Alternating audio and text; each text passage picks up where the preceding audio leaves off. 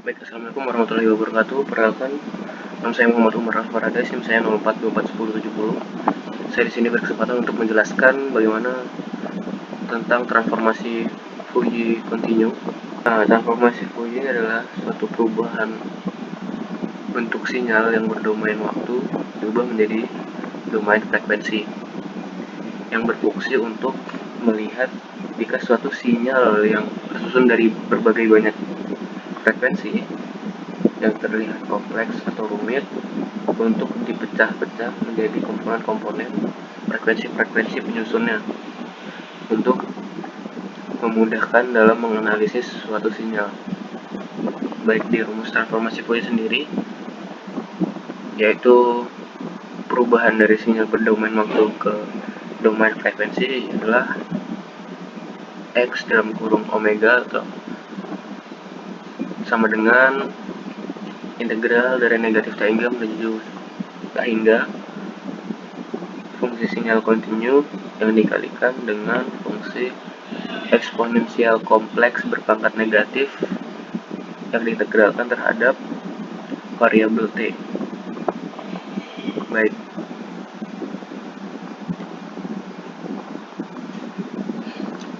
sedikit kita bedah di sini komponen-komponen penyusunan adalah xt sinyal asli di domain waktu, x omega adalah transformasi Fourier dari sinyal yang berdomain waktu tadi, lalu omega adalah frekuensi sudut, t adalah variabel waktu, j adalah unit imajiner yaitu akar negatif 1, dan e pangkat negatif i omega t atau j negatif j omega t adalah fungsi eksponensial kompleks untuk berfungsi menunjukkan osilasi dan frekuensi omega.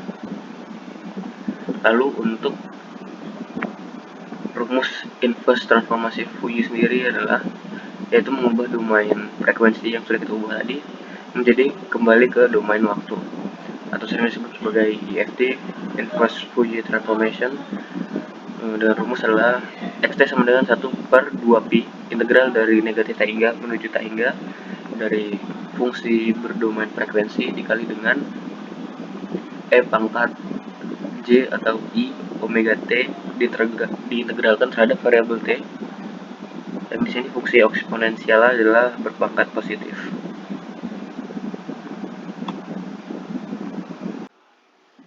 Baik, di sini kita lanjut ke bagian codingan. Di sini kami menggunakan software MATLAB untuk simulasi sinyalnya itu sendiri.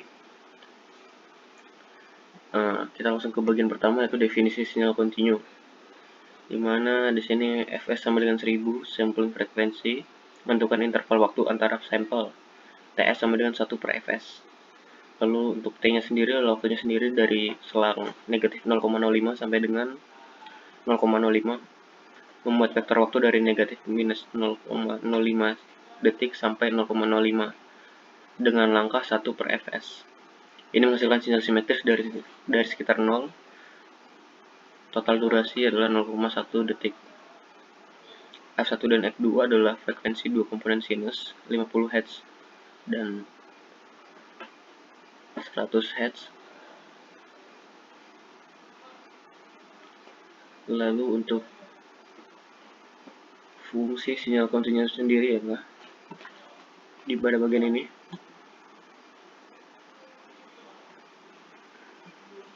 Mendefinisikan sinyal kontinu dari kedua sinyal kita sebutnya. Masuk ke bagian 2, perhitungan transformasi Fourier.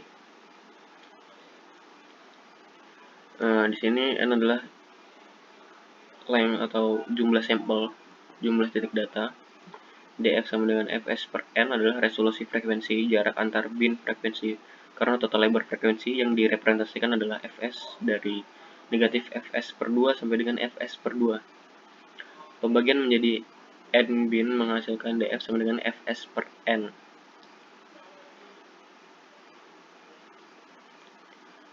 Sini f-aksis itu untuk membuat vektor frekuensi terpusat zero center dari negatif fs per 2 sampai fs per 2.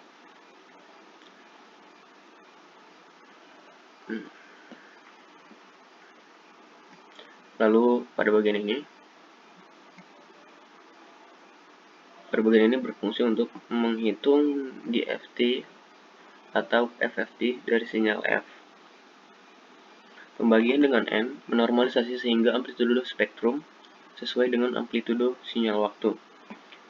Atau konvensi normalisasi ada beberapa bagian dari FFT yang perlu dinormalisasi.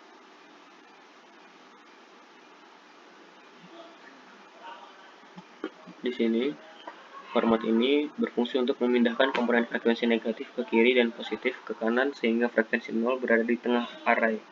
Berguna untuk plotting dengan f-aksis yang sudah disenterkan atau di titik pusatkan. 3. Yaitu rekonstruksi sinyal dari spektrum EFT atau inverse Fourier transformation, yang di sini fungsinya seperti ini. Kita ulas di bagian dalam sini untuk mengembalikan susunan array sebelum FFT shift karena IFFT mengharapkan urutan dengan DC di awal. Lalu bagian ini FFT-nya formatnya berfungsi untuk menghitung inverse FFT menghasilkan kembali sinyal waktu. Karena sebelumnya kita membagi F dengan N, maka pada saat ini kita mengalinya dengan N untuk menjaga konsistensi sinyal. Lalu bagian real sini adalah berfungsi untuk hanya mengambil bagian realnya saja pada data ideal tanpa error numerik. Visualisasi hasil ini adalah format atau format untuk GUI yang kita gunakan.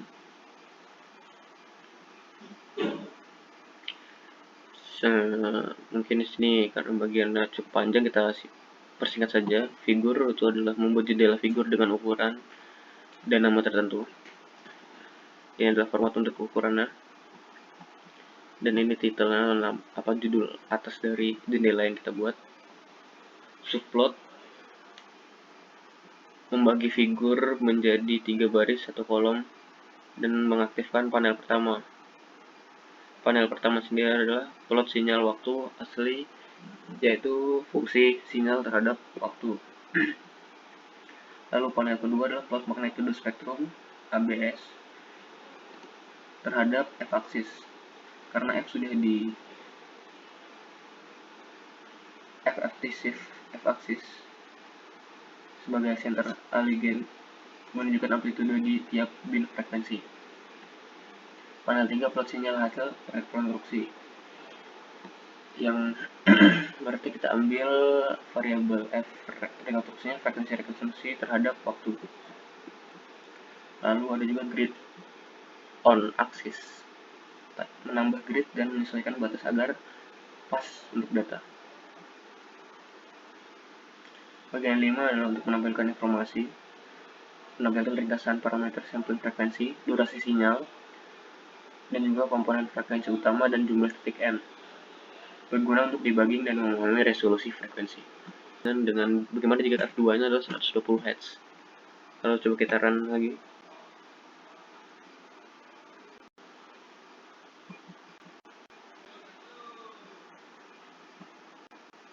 Sebentar, maaf, sedikit lag ya.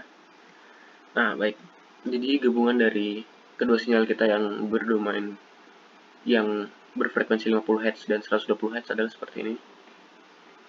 Lalu ini adalah transformasinya yang dapat kita perhatikan di sini lebih akurat. Misalnya di sini kita lihat 50 Hz dengan amplitudo 1 dan pada titik ini berdomain 120 Hz dengan amplitudo yang lebih kecil daripada frekuensi 50 Hz sebagaimana fungsi yang sudah saya jelaskan sebelumnya. Mungkin itu saja yang ingin saya sampaikan, kurang lebih saya mohon maaf. Terima kasih. Assalamualaikum warahmatullahi wabarakatuh.